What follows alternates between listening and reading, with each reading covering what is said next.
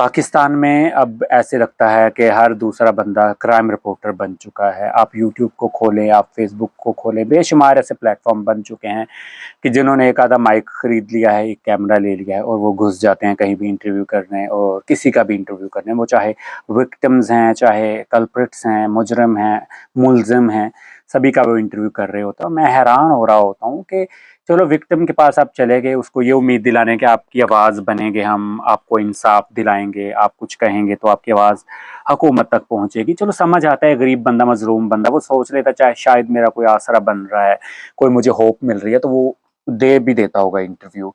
फिर उस इंटरव्यू में जिस तरह के सवाल पूछे जाते हैं, इवन के 2-4 साल 2-2 साल के बच्चों से भी सवाल किया जाता है। अगर कोई कत्ल हो गया, कोई किसी का बाप, किसी की माँ, तो उनसे पूछा जाता है कि आप कैसा महसूस करते हैं, ख्वाब में आती हैं मामा या पापा, या आप उस वक्त क्या कर रहे थे, या आपको डर नहीं लगा। तो बेशुमार हैं, लेकिन मैं पर्टिकुलरली कुछ ऐसे जो फेमस हैं, जिनके ज़्यादा प्रोग्राम्स देखे जाते हैं, जो थोड़े लगते भी हैं कि शायद एक होता है ना कि किसी ने माइक ले लिया चले गए, कुछ किसी चैनल से वाबस्ता भी रहे हैं, तो उन पर जिम्मेदारी कुछ ज़्यादा बढ़ जाती है। मैं नाम नहीं लूँगा, आपको कमेंट्स में खुद ही बता दीजिए, आपको पता चल जाएगा मैं जिनकी बात कर रहा हूँ। एक बड़ी फेमस क्राइम रिपोर्टर हैं, उनके शोज़ काफ़ी चलते हैं, लोग अक्सर उन पर तनकीद भी करते हैं और कुछ लोग उनके हक़ में भी बोलते हैं। तो उनका शो कई दफ़ा मैंने देखा, मेरी नज़रों से गुज़रता है सोशल मीडिया पे, फ़ेसबुक पे। तो पहले तो आप उनका थंबनेल्स देखें जो आप वीडियो पे लगाती हैं, सेक्सुअल किस्म का, बड़ा मैं उसको क्या कहूँ कि उकसा देने वाला। बज़ाहिर तो व्यूज़ लेने के लिए ही लगाया जाता है ना, कि आप इस तरह की बात लिखो कि लोग रुक जाए, इस वीडियो में ऐसा क्या है। तो बड़ी गंदी ज़ुबान इस्तेमाल की होती है थंबनेल्स में भी। मैं नहीं कहता कि वो सारी वीडियोज़ जो उनकी आ रही होती हैं, उन्हीं के चैनल्स की, उनकी अपनी ही थंबनेल्स होती है। बहुत सारे लोग किसी एक की वीडियो लेके अपने चैनल पे लगा देते हैं उसको डिफरेंट थंबनेल, लेकिन उनके अपने भी मैंने देखे हैं जो कि काफ़ी काबिल एतराज़ हैं। अगर फॉर एग्ज़ाम्पल कोई ऐसा क्राइम हुआ जिसमें किसी के साथ ज़्यादती हुई है, कोई जिनसी हरासानी हुई है, या ऐसा कोई वाक़या हुआ है, तो वहाँ पे आप उनके थंबनेल्स देखें, यूँ लगता होता है जैसे आपको चस्का दिया जा रहा है कि आप ये खबर पढ़ें, इसमें बड़ी चस्के की कोई बात हो रही है। ये बहुत ही अनप्रोफेशनल, बहुत ही काबिल एतराज़ बात है। चलें ये भी छोड़ देता हूँ, फिर वो जब शो का आगाज़ करती हैं, तो वो सारा शजरा नसब बता देंगी। फलाना शहर है, फलानी गली है, फलानी मोहल्ला है, उसमें फलाने नाम का एक शख्स रहता है, ठीक है? अगर उसकी बेटी का कोई मसला हुआ या कोई ऐसा वाक़या हुआ, वो कहेंगे जी उसका नाम मैं नहीं बताऊँगी, मुनासिब नहीं लगता किसी की बहन-बेटी का नाम बताना। भई आपने जब शहर बता दिया, मोहल्ला बता दिया, गली बता दी, सारी उस मतलब हर एड्रेस उसका बता दिया, बाप का नाम बता दिया, तो फिर एक विक्टिम का नाम छुपा के आप क्या करेंगी? मतलब आप 2 नंबरी देखें, या आप मैं इसको किस तरह डिस्क्राइब करूँ जो मैं फ़ील कर रहा हूँ इस वक़्त, कि आपने सारा कुछ बता दिया, विक्टिम के बारे में आप बन जाते हैं, अब उसको क्या कहूँ कि जी उसका नाम नहीं लेना, बेटियाँ सबकी साँझी होती हैं, तो पीछे रह क्या जाता है? जब किसी ने बदनाम होना है, बाप का नाम बता दिया, मोहल्ला बता दिया, गली बता दी, सारा-सारा वाक़या चस के लेके बता दिया, उसके साथ ये हुआ, यूँ हुआ, ऐसा हुआ, आपने इंटरव्यू कर लिया उस ख़ानदान को, उसके माँ-बाप का इंटरव्यू भी चला दिया, लेकिन जब विक्टिम की बात आती है उसका आपने नाम नहीं लेना, तो क्या कोई पागल है? चलो मुझ जैसे लोगों को, जो हम दूर-दराज़ बैठे ये शो देखते हैं, हमें तो नहीं पता, ना हमने जाके पता ही करना है कौन है, किसके साथ क्या हुआ है, चलो खबर सुनी, अफ़सोस कर लिया, लेकिन बदनामी तो आस-पास होती है ना, जहाँ वो बंदा कोई रह रहा होता है, रिश्तेदारों में, शरीके में, मोहल्ले में, जिनको नहीं भी पता, सब कुछ उनको भी पता चलता है। फिर आप जब नाम नहीं भी लेते, तो पीछे क्या रह जाता है? उनको तो पता चल ही जाता है, जी फलाने साहब की बात हो रही है, तो उनकी बेटी है ये, उसके साथ हुआ होगा। तो ये कुछ इस तरह की 2 नंबरियाँ हैं, जिस पे मैं पहले भी बात करता रहा हूँ, मुझे हमेशा ये चीज़ें बहुत इरिटेट करती हैं। हाँ, कोई माड़ा-मोटा यूट्यूबर हो ना, कोई अननोन सा, तो चलो समझ आती है व्यूज़ के चक्कर में। आप अच्छी-खासी चैनल्स के साथ भी आप मंसूब रही हैं, अब आप अपना भी वीलॉग बनाती हैं, फिर आपके बात करने का अंदाज़ बहुत चस्काना होता है। सॉरी टू से, आप इस तरह वाक़या बयान कर रही होती हैं, जैसे पता नहीं आप उसमें से क्या निकालना चाहती हैं। तो मैं हालाँकि ये छोटा-सा व्लॉग बनाते हुए मेरे पास अल्फ़ाज़ नहीं है कि मैं कौन से अल्फ़ाज़ का इस्तेमाल करूँ, आपको समझाने के लिए कि बेसिकली मैं कहना क्या चाह रहा हूँ। तो मुझे उम्मीद है कि बहुत सारे लोगों को समझ आ गई होगी।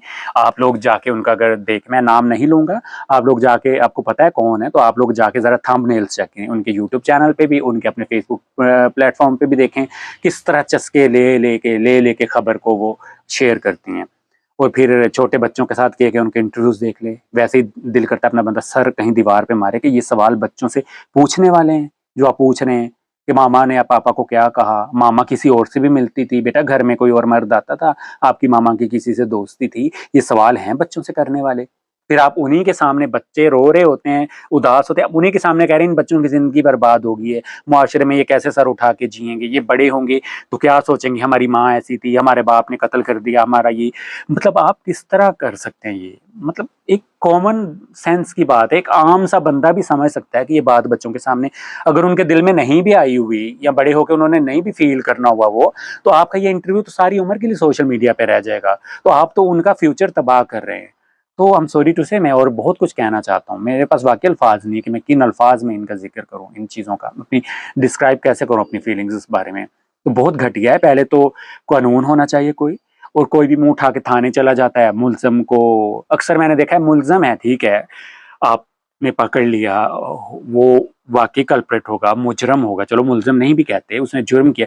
आप कौन होती हैं या होते हैं उसे ये कहने वाले तुम जेल में सड़ोगे, तुम्हें फांसी का फंदा लगेगा, तुम्हें शर्म नहीं आई, तुम जानवर हो, तुम क्या? How how possible?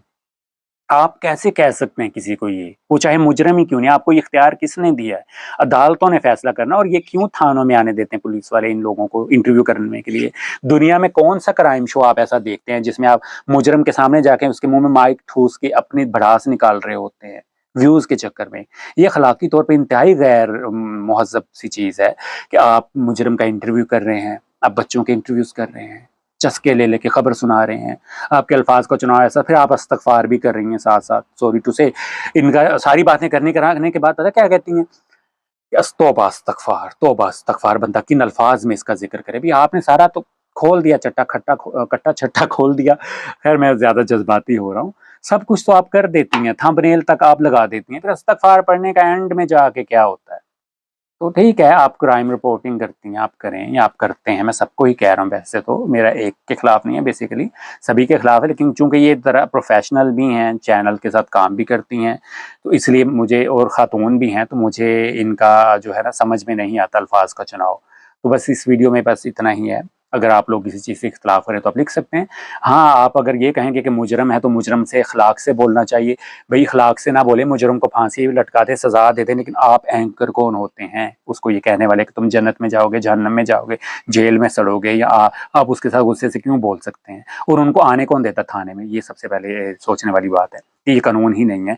मुजरिम चाहे तो इनकार कर सकता है कि जी मैंने मीडिया से बात नहीं करनी, वो कर सकता है, लेकिन हमारे यहाँ ज़ाहिर है मुजरिम भी उसी मुआशरे के हैं जिनको अपने राइट्स का ही नहीं पता। सी यू नेक्स्ट टाइम, अल्लाह हाफ़िज़।